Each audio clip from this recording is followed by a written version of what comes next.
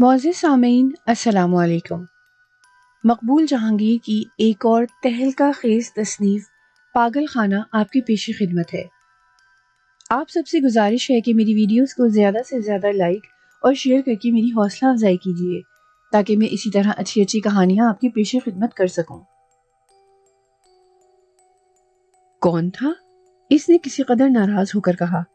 گاہک تھا، ایک سوٹ سلوانا چاہتا تھا اپنے بیٹے کے لیے، کپڑا بھی ساتھ لایا ہے، 200 پاؤنڈ اجرت۔ کیا نام تھا اس شخص کا؟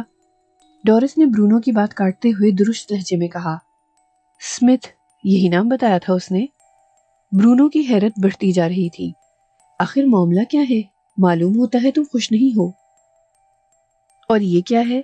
ڈورس نے کاؤنٹر پر پڑے ہوئے اس کاغذ کی طرف اشارہ کیا جس پر عجیب و غریب شکلیں اور نقشے بنے ہوئے تھے۔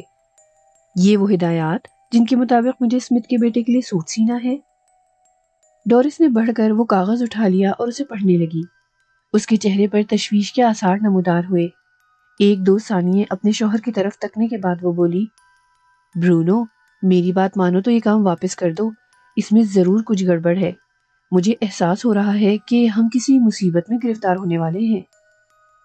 برونو کو ڈورس کی یہ بات سن کر تاؤ آ گیا۔ ڈورس کو کیا ہو گیا ہے؟ ایسی بے وقوفانہ باتیں اس نے پہلے تو کبھی نہیں کی تھیں۔ کیا کہتی ہو تم؟ غالباً اپنے حواس میں نہیں ہو اس وقت، برونو نے جھلا کر کہا۔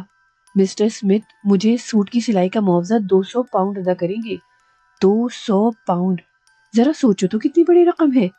ہم اس رقم سے نہ صرف 2 ماہ کا کرایہ سٹیبن کو ادا کریں گے بلکہ ضرورت کی کئی چیزیں بھی بازار سے خرید لیں گے۔ اور تم کہتی ہو میں یہ کام نہ کروں، آخر کیوں؟ کوئی وجہ؟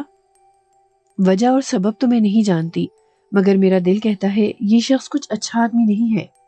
ڈورس نے کہا، تم یہ سوٹ مت سینا اور اس کا کپڑا واپس کر دو۔ ٹھیک ہے، میں ایسا کرنے کو تیار ہوں، لیکن جب ہفتے کی صبح وہ بدماش یہودی کرایہ مانگنے آئے گا تو تم خود جواب دہی کر لینا، میں اس کے سامنے نہیں جاؤں گا۔ دیکھنا چاہتا ہوں کہ تم کیا کرو گی۔ یقیناً وہ کمینہ میری سلائی مشین اٹھا کر لے جائے گا اور بعد ازاں ہمارا بوریا بستر باہر گلی میں پھینکوا دے گا۔ لہٰذا میری پیاری بے وقوف بیوی، میں یہ سوٹ سینے پر مجبور ہوں اور آج ہی سے مجھے کام شروع کر دینا ہے۔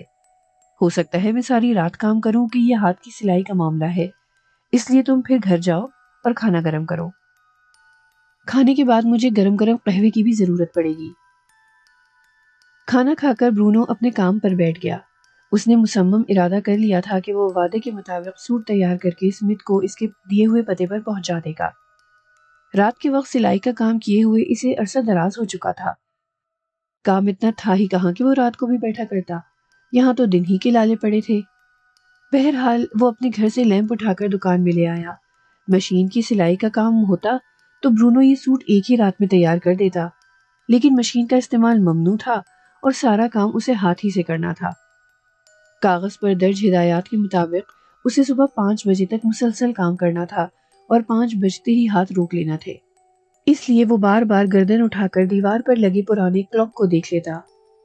گھنٹے نے جو ہی 5 بجائے، ایک لہجے کے لیے برونو نے اپنا ہاتھ روک لیا، مگر یہ سوچ کر کہ ایک طبقہ مکمل ہونے میں ذرا سی دیر لگے گی، اسے پورا کر کے ہی اٹھا جائے۔ اس نے سوئی میں ٹانکے لگانے شروع کر دیے، لیکن ابھی پہلا ہی ٹانکا لگا رہا تھا کہ سوئی نہ جانے کیسے اس کی انگلی میں چبھ گئی۔ برونو کے منہ سے بے اختیار چیخ نکل گئی۔ اس نے جھٹ سوئی انگلی سے نکالی۔ سرخ سرخ خون کا ایک قطرہ برونو کی انگلی پر بہہ رہا تھا، جسے اس نے فوراً ہی پرانے چیتڑے سے صاف کر دیا۔ اس نے دوبارہ کلاک کی طرف دیکھا۔ 5:01 ہو چکا تھا۔ برونو نے سوئی دھاگا ایک طرف رکھ دیا اور اطمینان کا گہرا سانس لیا۔ اس انگلی میں ٹیس کی ہلکی سی لہریں اٹھ رہی تھیں۔ اسے تعجب تھا کہ سوئی ٹھیک 5 بجے انگلی میں چبھی۔ کیا یہ اتفاق تھا یا؟ اس کے ہونٹوں پر آپ ہی آپ مسکراہٹ آ گئی۔ مجھے اس وہم میں نہیں پڑنا چاہیے، سوئی کسی لمحے بھی چب سکتی تھی، کام جو ایسا ہے۔ اس نے خود کو تسلی دی۔ آستین کی سلائی تھوڑی سی ابھی باقی تھی اور اسے وہ ختم کرنا ہی چاہتا تھا، چنانچہ اس نے ایک بار پھر سوئی دھاگا اٹھا لیا اور ٹانکا لگانا چاہا۔ برونو کے حلق سے دوسری چیخ ابھری۔ سوئی پھر اس کی انگلی میں بری طرح چبھی تھی۔ برونو درد کی شدت سے بے تاب ہو گیا۔ یکا یک مکان کی طرف کا دروازہ کھول کر ڈورس دکان میں داخل ہوئی۔ یقیناً اس کے کانوں تک برونو کی چیخنے کی آواز پہنچ گئی تھی۔ کیا ہوا؟ کیا بات ہے؟ डोरस ने बदहवास होकर ब्रूनो से पूछा, क्यों चीख रहे हो? कुछ नहीं, यूं ही जरा उंगली में सुई चुभ गई थी। ब्रूनो ने खसियानी हंसी हंसते हुए जवाब दिया। जाओ तुम सो रहो। डोरस ने गर्दन घुमाकर क्लॉक की तरफ देखा। कुछ खबर भी है तुम्हें? सुबह के 5 बज चुके हैं। हाँ मुझे खबर है। ब्रूनो एकदम झल्ला गया। खबर है मुझे, लेकिन हिदायत यही थी कि मैं सुबह के 5 बजे तक काम किया करूं और 5 बजे के बाद काम करना बंद कर दूंगा। मैंने सोचा थोड़ी सी सिलाई एक तरफ की रह गई है, उसे पूरा करके ही उठूं कि इतने में सुई उंगली में चुभ गई। ये देखो, खून तक निकल आया। वैसे मुझे हैरत इस बात पर है कि कोई 20-25 बरस बाद ये वाकया पेश आया। जिन दिनों में नया नया काम सीखने बैठा था, उन दिनों सुई चुभती थी, या फिर आज? डोरस ने झुककर बेहद तशवीश अंगेज नजरों से ब्रूनो की इस उंगली का मुआयना किया जिसमें सुई चुभी थी। खुद ब्रूनो को ताज्जुब था कि दूसरी बार भी सुई ऐन उसी जगह चुभी जहां पहले चुभी थी। इस मर्तबा से खून पहुंचना याद ना रहा। उसकी उंगली पर बारीक सुराख में से खून के कतरे उबल रहे थे। खुदा की पनाह ब्रूनो, तुम्हारी उंगली में से तो खून निकल रहा है और तुम्हें एहसास तक नहीं। डोरस ने दहशत ज़दा होकर कहा। ब्रूनो ने जल्दी से खून पहुंच दिया, फिर मुंह बनाकर बोला, तुम तो बात बात पर बदहवास हो जाती हो। मामूली सी चीज है, सुई आखिर चुभ ही जाती है। मैं काम करते करते थक चुका था, इसलिए गफलत के बाइस सुई चुभ गई। इसमें इतना खौफजदा होने की क्या जरूरत है? नामालूम क्यों मेरा दिल घबरा रहा है, डोरस ने कहा। जरूर हम किसी आफत में फंसने वाले हैं। फिर वही बकवास, ब्रूनो ने चिढ़कर कहा। फिर उसने दुकान की खिड़की में से बाहर झांका। सुबह सादिक का उजाला सड़क पर फैल रहा था और मकानों की छतों पर सूरज की पहली किरणें रक्स कर रही थी। ब्रूनो ने कपड़ा एहतियात से लपेटकर एक तरफ रखा और उठकर हल्की सी अंगड़ाई ली। नींद से उसकी आंखें बोझल हो रही थीं।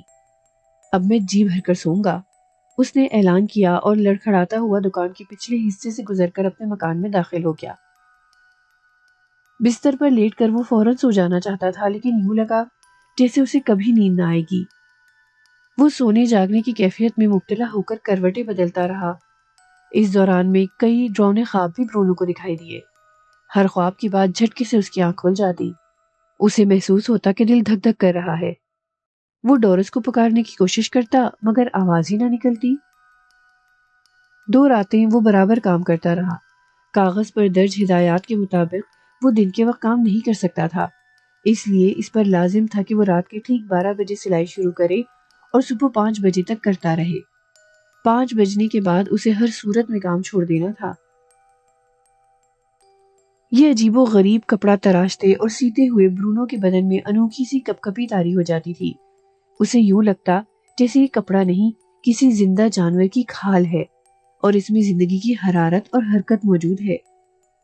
फिर जब सुबह होने के बाद वो रात भर का थका मांदा बिस्तर पर सोने के इरादे से लेटता तो इसे भयानक ख्वाब नजर आते। एक बार तो इसने यही कपड़ा देखा जो आहिस्ता आहिस्ता एक बड़े से दरिंदे में तब्दील हो गया। फिर ये दरिंदा मुंह खोलकर इसको हड़प करने के इरादे से आगे बढ़ा और ब्रूनो एकदम हौलनाक चीख मारकर उठ बैठा। डोरिस भागती हुई आई और उसने पूछा कि क्या बात है। ब्रूनो ने उसे टाल दिया कि नहीं, ख्वाब में डर गया था। ब्रूनो को इन डरावने ख्वाबों की कोई परवाह न थी। उसे ये भी अंदाजा न था कि रात रात भर सिलाई करने से उसकी सेहत तेजी से गिर रही है। आंखों में वीरानियां ही वीरानियां बस गई थीं और वो शेव करना भी भूल चुका था। 1-2 बार डोरिस ने उसे तवज्जो दिलाई, लेकिन इसने सुनी अनसुनी कर दी। वो जल्द अज जल्द सूट की सिलाई मुकम्मल करने के साथ स्मिथ से 200 पाउंड की रकम वसूल करना चाहता था और उसे यकीन था कि जुमे की शब तक काम मुकम्मल करके वो ये रकम हासिल कर लेगा। इस तरह वो हफ्ते की सुबह को स्टीवन के मुंह पर 2 माह का किराया मार सकता था। चौथी रात इसने सूट में आखिरी टांका लगाया और काम खत्म कर लिया। इस वक्त थकन से उसका बुरा हाल हो रहा था। आंखों के पपूटे सूज चुके थे और दोनों शानों में दर्द की टीसे रह रह कर उठती थी। ताहम उसे रूहानी तौर पर तस्कीन मिल रही थी कि काम वक्त पर खत्म हो गया।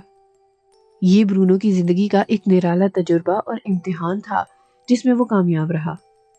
अब उसे फिक्र हुई कि जल्द अज जल्द सिला हुआ सूट स्मिथ के घर तक पहुंचाकर अपनी उजरत वसूल करे।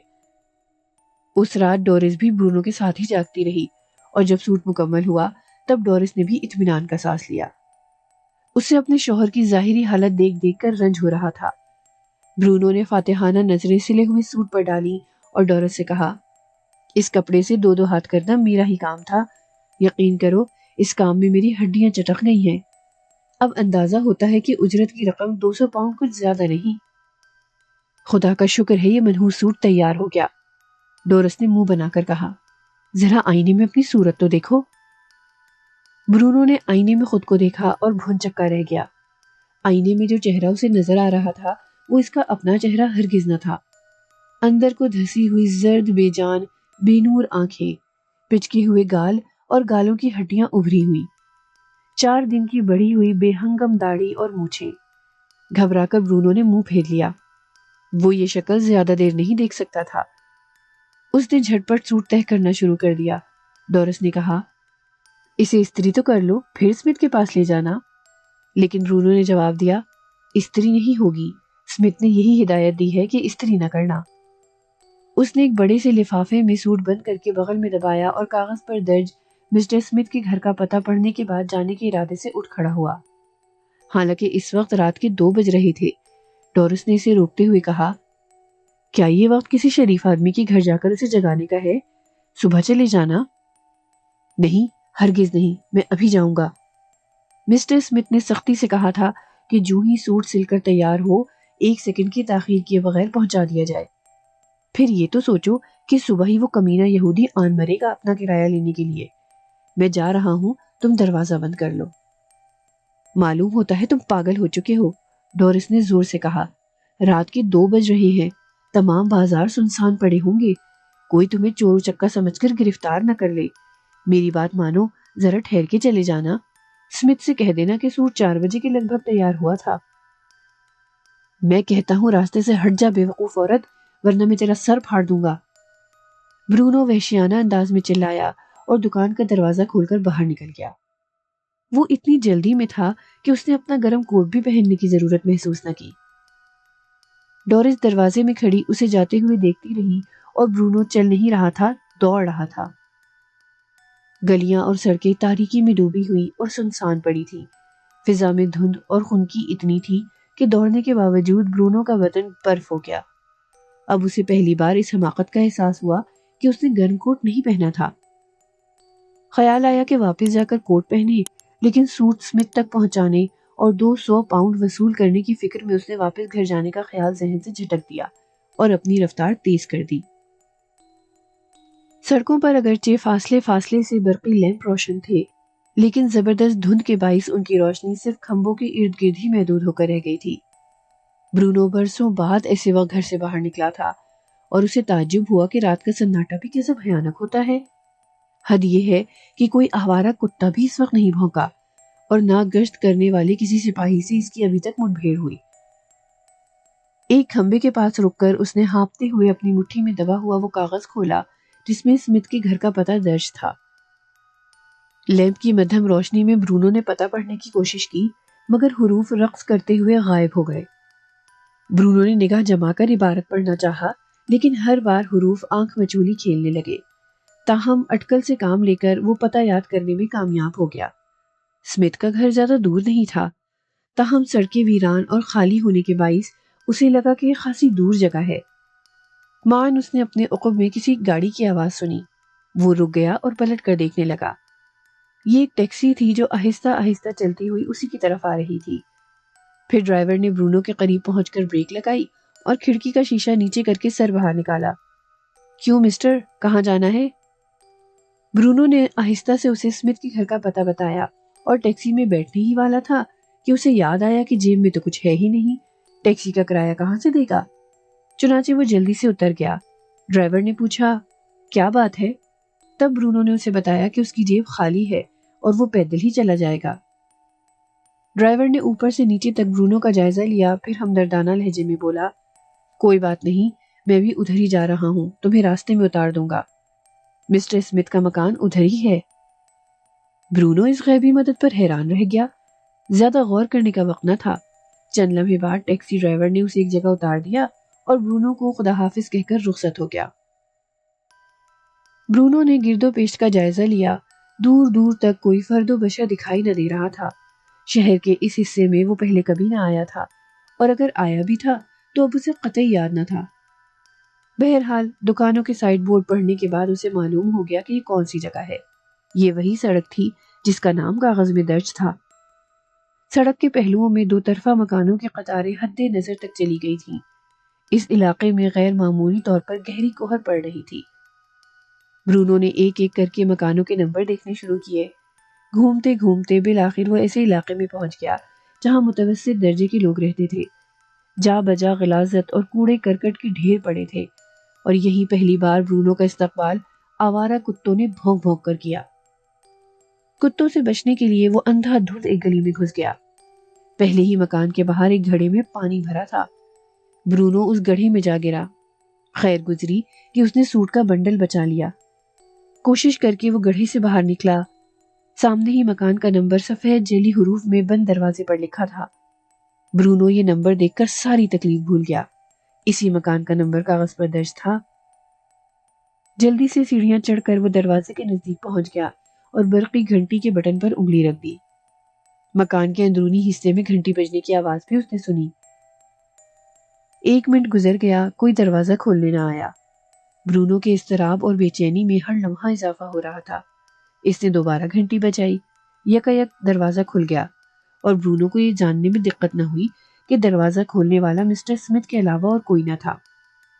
اسمتھ نے شب خوابی کا لباس پہن رکھا تھا، اور اس کے ہاتھ میں قدیم وضع کا شمعدان تھا جس میں ایک موم بتی روشن تھی۔ موم بتی کی روشنی میں ہیرے کی وہ انگوٹھی اب بھی جگمگا رہی تھی جو اسمتھ کی انگلی میں برونو پہلے دیکھ چکا تھا۔ اسمتھ نے برونو کو پہچاننے کی کوشش میں شمعدان ذرا اوپر کیا اور اس پر نگاہ پڑتے ہی خوش ہو کر بولا، آہا، یہ تم ہو مسٹر برونو، سوٹ تیار ہو گیا؟ جی ہاں، برونو نے ہانپتے ہوئے جواب دیا۔ جو ہی کام مکمل ہوا میں حسب ارشاد آپ کی خدمت میں حاضر ہو گیا۔ بہت خوب، بہت خوب، اسمتھ نے کہا۔ تم اپنے وعدے کے پورے نکلے۔ آؤ آؤ، اندر آ جاؤ۔ برونو ایک تنگ لمبی سی ڈیوڑی میں داخل ہوا۔ مکان کے ارد گرد غبار کی ناگوار بو پھیلی ہوئی تھی، اور جا بجا مکڑیوں نے جالے تان رکھے تھے۔ برونو کو حیرت ہوئی کہ اس قدر مالدار ہونے کے باوجود مسٹر اسمتھ ایسے گندے اور چھوٹے مکان میں رہتے ہیں۔ بس میرے پیچھے پیچھے چلے آؤ، اسمتھ نے اونچی آواز میں کہا۔ ایک تاریک ہال کمرے میں سے گزر کر وہ دونوں ایک چھوٹے سے تنگ کمرے میں پہنچ گئے۔ یہاں کمرے کے وسط میں ایک بھاری میز اور ایک پرانی کرسی کے سوا کچھ نہ تھا۔ کمرے کی چھت اور دیواروں پر مدتوں سے روغن نہیں ہوا تھا، اور مکڑیوں کے جالے تو اس قدر تھے کہ بیان سے باہر۔ دیواریں اور کھڑکیاں تک گرد و غبار میں اٹی ہوئی تھی۔ میز اور کرسی کے علاوہ ایک اور چیز بھی کمرے میں برونو کو کچھ دیر بعد نظر آئی۔ یہ ایک لکڑی کی اونچی سی الماری تھی جس میں اوپر سے نیچے تک کتابیں ٹھسی ہوئی تھیں۔ ان کتابوں پر بھی مکڑیوں کے جالے صاف دکھائی دیتے تھے۔ اسمتھ نے شمعدان میز پر رکھ دیا۔ برونو نے دیکھا کہ میز پر بھی ایک بڑی سی پرانی اور حد درجے بوسیدہ کتاب کھلی رکھی ہے۔ کتاب کے اوراق کا رنگ گہرا زرد تھا، اور اس کے سیاہ حروف گردش لیل و نہار کے زیر اثر خاصے مدھم پڑ چکے تھے۔ برونو نے اپنے جسم میں تھرتھری سی چھوٹتی محسوس کی۔ وہ گھبرا کر ایک قدم پیچھے ہٹ گیا۔ نہ جانے کیوں اسے یہ کتاب دیکھ کر ڈر لگ رہا تھا، حالانکہ اس میں بظاہر ڈرنے کی کوئی بات بھی نہ تھی۔ ہاں بھائی، تم کہتے ہو سوٹ ہر طرح تیار ہو چکا ہے؟ اسمتھ نے پوچھا۔ برونو نے زبان سے جواب دینے کی بجائے اسبات میں گردن ہلا دینا مناسب جانا۔ پھر یہ سوچ کر کہ شاید گردن ہلا دینے سے مسٹر اسمتھ کی تسلی نہ ہو، اس نے کہنا شروع کیا، جناب والا، یہ انتہائی دشوار کام ثابت ہوا۔ یقین کیجئے میں مسلسل 4 راتیں جاگتا رہا ہوں۔ تم نے میری دی ہوئی ہدایت پر پوری طرح عمل کیا یا نہیں؟ اسمتھ نے اس کی بات کاٹتے ہوئے کہا۔ قطعی طور پر جناب والا، برونو نے فوراً جواب دیا۔ آپ کے احکام کی پوری تعمیل کی گئی ہے۔ کاغذ پر درج ہدایات بھی میں نے ذہن نشین کر لی تھی۔ شاباش، میں یہ جان کر خوش ہوا، اسمتھ نے کہا۔ تم نہیں جانتے مسٹر برونو کہ یہ سوٹ میرے لیے کتنی اہمیت رکھتا ہے، اور میرا بیٹا اسے دیکھ کر کس قدر خوش ہوگا۔ بے شک جناب، بے شک، برونو نے احمقوں کی طرح دانت نکال دیے۔ مگر آپ کا بیٹا کہاں ہے؟ وہ بھی میرے سامنے اسے پہن کر دیکھ لیتا تو مجھے اطمینان ہو جاتا۔ میرا بیٹا، اسمتھ نے جیسے خود سے سوال کیا۔ ہاں ہاں، وہ میرا بیٹا وہ یہی ہے، لیکن تمہیں اس معاملے میں فکر کرنے کی ضرورت نہیں۔ اگر تم نے دیے گئے ناپ کے عین مطابق سوٹ سیا ہے تو وہ میرے بیٹے کے جسم پر فٹ آ جائے گا۔ اچھا، مہربانی کر کے سوٹ میرے حوالے کرو تاکہ میں اسے دیکھ سکوں۔ برونو نے بغل میں بنڈل بدستور دبائے رکھا، پھر آہستہ سے ہچکچاتے ہوئے بولا، وہ آپ نے فرمایا تھا مسٹر اسمتھ کہ سوٹ تیار ہوتے ہی اجرت فوراً ادا کر دی جائے گی۔ اب آپ 200 پاؤنڈ کی رقم میرے حوالے کر دیجئے۔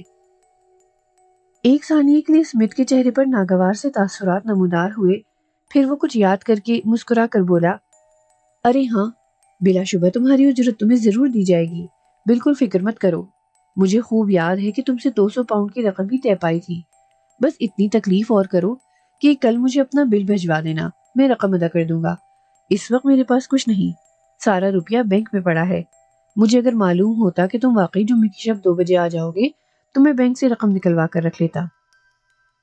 یہ جملے کہتے ہی اسمتھ نے سوٹ وصول کرنے کے لیے برونو کی طرف دونوں ہاتھ بڑھا دیے، مگر برونو ایک قدم اور پیچھے ہٹ گیا اور بنڈل زیادہ سختی سے بغل میں دبا لیا۔ نہیں جناب، آپ نے اس وقت یہ طے نہیں کیا تھا، بلکہ یہ کہا تھا کہ سوٹ تیار ہوتے ہی آپ کے پاس فوراً پہنچا دیا جائے، خواہ وقت کچھ ہی ہو، اور اجرت اسی لمحے ادا کر دی جائے گی۔ اب آپ فرماتے ہیں کہ یہ رقم کل پرسوں ملے گی۔ مجھے رقم کی ابھی اور اسی وقت ضرورت ہے۔ جس طرح میں نے اپنا وعدہ پورا کیا، آپ کو بھی اپنا وعدہ پورا کرنا چاہیے۔ شاید میں 1-2 دن مزید انتظار کر لیتا، لیکن حقیقت یہ ہے کہ مجھے دکان اور مکان کا 2 ماہ کا کرایہ ادا کرنا ہے۔ اسمتھ برابر یوں مسکراتا رہا جیسے برونو کوئی دل خوش کن فیصلہ سنا رہا ہو، لیکن جب اس نے دیکھا کہ اجرت وصول کیے بغیر برونو سلا سلایا سوٹ دینے پر راضی نہیں ہے تو اس کے تیور بدل گئے۔ اس نے انتہائی حقارت آمیز کرخت لہجے میں برونو سے کہا، مجھے افسوس ہے کہ تم خوامخواہ بدمزگی پیدا کر رہے ہو۔ کیا تمہیں مجھ جیسے شریف آدمی کی بات پر یقین نہیں آتا؟ میں تمہیں اجرت ادا کرنے سے کم کر رہا ہوں، صرف 1-2 دن کی مہلت ہی مانگ رہا ہوں۔ تم نے میرا مکان بھی دیکھ لیا ہے، کل پرسوں آن کر رقم لے جانا، میں کہیں بھاگا تو نہیں جاتا۔ مہربانی کر کے سوٹ میرے حوالے کر دو۔ اب برونو نے خوش اخلاقی اور عاجزی بالائے طاق رکھ دی اور ببھر کر بولا، مسٹر اسمتھ، میں نے اس کام پر بہت محنت کی ہے، اور محض اس لیے کی کہ مجھے رقم کی فوری ضرورت تھی، ورنہ ہاتھ کی سلائی کا کام میں اب نہیں کرتا۔ آپ مجھے مرد معقول نظر آئے، اس لیے میں نے پیشگی اجرت لیے بغیر آپ کا کام کر دیا، اور اب آپ ٹال مٹول کر رہے ہیں۔ بہرحال آپ اچھی طرح سمجھ لیں کہ جب تک مجھے میری رقم نہیں ملے گی میں یہ سوٹ آپ کو نہیں دوں گا۔ آپ خاصے امیر کبیر آدمی ہیں، 200 پاؤنڈ کی رقم آپ جیسے امیروں کے ہاں ہر وقت موجود رہتی ہے۔ البتہ میں 1-2 روز کی مہلت بھی آپ کو ایک خاص شرط پر دے سکتا ہوں۔ برونو کے ذہن میں اچانک ہی یہ بات آ گئی تھی اور اس نے اس سے فائدہ اٹھانے کا فیصلہ کر لیا۔ کون سی شرط ہے وہ؟ اسمتھ نے پوچھا۔ اگر وہ میرے امکان میں ہوا تو میں منظور کر لوں گا۔ آپ اپنی یہ انگوٹھی میرے حوالے کر دیجئے۔ برونو نے ہیرے کی انگوٹھی کی طرف اشارہ کیا۔ رقم دے کر انگوٹھی واپس لے لیجئے گا۔ اسمتھ نے چونک کر انگوٹھی پر نگاہ ڈالی۔ یہ انگوٹھی؟ وہ بے اختیار قہقہا مار کر ہنس پڑا، پھر اس نے انگلی میں سے انگوٹھی اتار کر میز پر پھینک دی۔ اگر تم یہ انگوٹھی اپنے پاس رکھنا چاہتے ہو تو مجھے قطعاً انکار نہیں، لیکن میں تمہاری سادہ لوہی سے فائدہ نہ اٹھاتے ہوئے یہ واضح کر دوں کہ تم غالباً اس میں جڑے ہوئے پتھر کو ہیرا سمجھ رہے ہو، حالانکہ یہ ہیرا نہیں ہے، 1-2 کوڑی کا خوشنما پتھر ہے اور بس۔ برونو کھسیانہ ہو کر بولا، 2 کوڑی کا خوشنما پتھر ہیرے کی طرح جگمگ نہیں کرتا جناب، یہ یقیناً ہیرا ہے۔ اگر ہیرا ہے تو بڑے شوق سے تم لے سکتے ہو، اسمتھ نے کہا۔ میں پھر کہتا ہوں کہ یہ محض رنگدار شیشہ ہے، البتہ کسی زمانے میں اسی انگوٹھی کے اندر اصلی ہیرا بھی جڑا ہوا تھا، مگر مجھے بعض اشد ضرورتوں کے تحت وہ ہیرا فروخت کرنا پڑا۔ مجھے اپنا کام جاری رکھنے کے لیے خاصی بڑی رقم کی ضرورت پڑ گئی تھی۔ آپ کیا کام کرتے ہیں؟ برونو کی دلچسپی میں اضافہ ہونے لگا۔ اسمتھ مسکرایا۔ میں کیا کام کرتا ہوں یہ تم نہیں سمجھ سکتے۔ میز پر پڑی یہ قدیم کتاب دیکھ رہے ہو؟ یہی خریدنے کے لیے مجھے اپنا بیش قیمت ہیرا اونے پونے نکالنا پڑا تھا۔ برونو نے حیرت سے کتاب پر نگاہ ڈالی اور منہ بنا کر بولا، آپ مذاق کرتے ہیں مسٹر اسمتھ، اس ردی کتاب کے لیے آپ نے اتنا بڑا قیمتی ہیرا بیچ ڈالا؟ ہاں میں سچ کہتا ہوں۔ تم اس کتاب کی قدر و قیمت سے چونکہ نا واقف ہو، اس لیے میری بات تمہاری کھوپڑی میں نہیں سما سکتی۔ میں صرف اتنا کہہ سکتا ہوں کہ اسے حاصل کرنے میں اگر مجھے 1,00,000-2,00,000 پاؤنڈ بھی خرچ کرنے پڑ جاتے تو اس سے ہرگز دریغ نہ کرتا۔ یہ کتاب نہیں، حقیقت میں بہت بڑا خزانہ ہے۔ برونو کو اب اسمتھ کی دماغی حالت درست ہونے پر شبہ ہو رہا تھا۔ یہ شخص واقعی پاگل ہے، اس نے سوچا۔ اسمتھ کی تقریر جاری تھی۔ میرا یہ مکان بے شمار قیمتی اور نادر اشیاء سے بھرا پڑا تھا، اور اپنے شوق کی تکمیل کے لیے میں نے ایک ایک کر کے یہ ساری چیزیں بیچ دی۔ تم تصور بھی نہیں کر سکتے کہ میرے پاس کیا کچھ تھا۔ ہیرے، سونے کے زیور، پرانی اور نایاب تصویریں اور طرح طرح کے عجائبات۔ میں نے صرف یہ کتاب حاصل کرنے کے لیے ان سب چیزوں کو قربان کر دیا تاکہ میں اپنے بیٹے کے لیے کچھ کر سکوں، وہ بیٹا جو مجھے اپنی جان اور مال و دولت سے بھی عزیز ہے۔ تم جھوٹ بول رہے ہو، برونو ایک دم چلایا۔ اب وہ آپ سے تم پر اتر آیا تھا۔ مجھے تمہاری اس بکواس سے کوئی دلچسپی نہیں ہے۔ میری رقم مجھے دو اور اپنا سوٹ لے لو۔ میں تمہارے کسی نئے فریب میں آنے کو تیار نہیں، سمجھے؟ اس دوران میں برونو کی نظر کمرے کے شمالی گوشے میں بنے ہوئے ایک چھوٹے سے بند دروازے پر پڑی۔ ادھر کیا ہے؟ برونو نے پوچھا۔ اسمتھ اس سوال پر بدحواس ہو گیا۔ ادھر کچھ نہیں ہے، اور یہ کہتے ہی وہ لپک کر دروازے کے قریب جا کھڑا ہوا۔ شاید وہ یہ سمجھ رہا تھا کہ برونو ادھر جانے کا ارادہ رکھتا ہے۔ اسمتھ کی اس حرکت پر برونو کے ذہن میں مزید شکوک نے جنم لیا۔ اس نے جرأت کر کے دروازے کی طرف قدم بڑھایا۔ میرا خیال ہے تم نے ادھر کچھ نہ کچھ رقم ضرور کہیں چھپا رکھی ہوگی۔ ٹھہرو، کدھر جاتے ہو؟ اسمتھ کا پارا بھی چڑھ گیا۔ میرے مکان کی تلاشی لینے کا تمہیں کوئی حق نہیں۔ اس کے ساتھ ہی اسمتھ نے برونو کو زور سے پیچھے دھکیل دیا۔ میں قسم کھا کر کہتا ہوں کہ یہ کمرہ خالی ہے، اس میں کوئی چیز نہیں۔ لیکن برونو اس وقت اپنے آپ میں نہ تھا۔ اس نے جواباً اسمتھ کو دھکا دیا اور دروازے کی نوب گھما کر ایک ہی جھٹکے سے دروازہ کھول دیا۔ اسمتھ حلق پھاڑ کر چیخا، خبردار کمرے کے اندر قدم نہ رکھنا۔ مگر برونو اس اثنا میں اندر داخل بھی ہو چکا تھا۔ وہاں جو منظر اس نے دیکھا وہ اس کے ہوش اڑا دینے کے لیے بہت تھا۔ کمرے کے وسط میں لکڑی کا بنا ہوا ایک تابوت دھرا تھا، اور تابوت کے چاروں کونوں پر لمبی لمبی سفید موم بتیاں جل رہی تھیں۔ جو ہی دروازہ کھول کر برونو اندر داخل ہوا، ہوا کا ایک جھونکا بھی اس کے ساتھ آیا، اور موم بتیوں کی اونچی اونچی لو بھڑکنے لگی، پھر ساکن ہو گئی۔ برونو حیرت اور دہشت کی ملی جلی نظروں سے تابوت کو دیکھ رہا تھا۔ اس نے اپنے عقب میں اسمتھ کی آواز سنی۔ وہ انتہائی پراسرار مدھم لہجے میں کہہ رہا تھا، خدا کے لیے میں تم سے التجا کرتا ہوں، یہاں سے چلے جاؤ۔ اسمتھ کی التجا قطعی نظر انداز کرتے ہوئے برونو نے غیر اختیاری طور پر ایک قدم اور آگے بڑھایا، یہاں تک کہ وہ تابوت کے بالکل قریب جا کھڑا ہوا۔ برونو کا طویل بھیانک سایہ، لرزتا کانپتا سایہ سامنے دیوار پر پڑ رہا تھا۔ خود برونو کی نگاہ جب اپنے ہی سائے پر پڑی تو وہ ڈر گیا۔ اس کا سایہ آہستہ آہستہ فرش سے اٹھتا ہوا کمرے کی چھت تک پہنچ رہا تھا۔ برونو نے محسوس کیا کہ اسمتھ اس کے عین پیچھے موجود ہے، لیکن اس نے اسمتھ کی پرواہ کیے بغیر تابوت کے اندر جھانکا۔ ہلکی سی چیخ برونو کے منہ سے نکلی اور وہ تھر تھر کانپنے لگا۔ اس نے دیکھا کہ تابوت کے اندر ایک نوجوان کی لاش پڑی ہے۔ لاش کا اوپری نصف حصہ پیٹ سے لے کر چہرے تک برہنہ تھا، اور بقیہ حصے پر سفید کپڑا پڑا ہوا تھا۔ نوجوان کی آنکھیں بند تھیں اور اس کے دونوں بازو سینے پر بندھے تھے۔ لاش کا چہرہ ہلدی کی طرح زرد اور سوکھا ہوا تھا، جیسے اس کا خون نچوڑ لیا گیا ہو۔ اس کے رخساروں اور ہونٹوں پر عجیب طرح کے نیلے نیلے نشانات تھے۔ برونو تمام تر دہشت کے باوجود لاش پر سے نظریں نہ ہٹا سکا۔ اس نے اپنے عقب میں اسمتھ کی آواز دوبارہ سنی۔ وہ سرگوشی کرتے ہوئے کہہ رہا تھا، تم یہ معاملہ نہیں سمجھ سکتے، ہرگز نہیں سمجھ سکتے، اسی لیے میں تم سے کہتا ہوں کہ کمرے میں نہ جاؤ۔ یہ سوٹ میں نے اسی کے لیے سلوایا تھا، یہی میرا بیٹا ہے۔ آگے کیا ہوا یہ جاننے کے لیے انتظار کیجیے کہانی کے اگلے حصے کا۔ اس کے ساتھ ہی ساتھ ہمیں کمنٹس میں بتائیے کہ آپ کو ہماری یہ کہانی کیسی لگی۔